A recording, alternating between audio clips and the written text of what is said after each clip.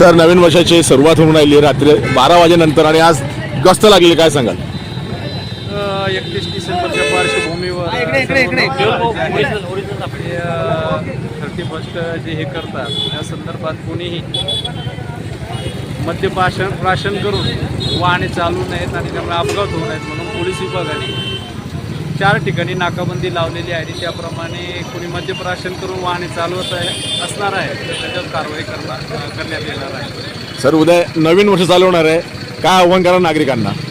नवीन वर्षानिमित्त पोलीस विभागाकडून एकच आव्हान आहे की नवीन वर्ष सर्वांना सुखसमृद्धी आणि शांतीचं जावं आणि सर्वांनी कोणत्याही अफवावर विश्वास न ठेवता किंवा कोणतेही अनावश्यक मेसेज फॉरवर्ड करून कायदा व सुव्यवस्था किंवा असं अशांतता निर्माण होईल असे कोणतेही कृत्य करू नये.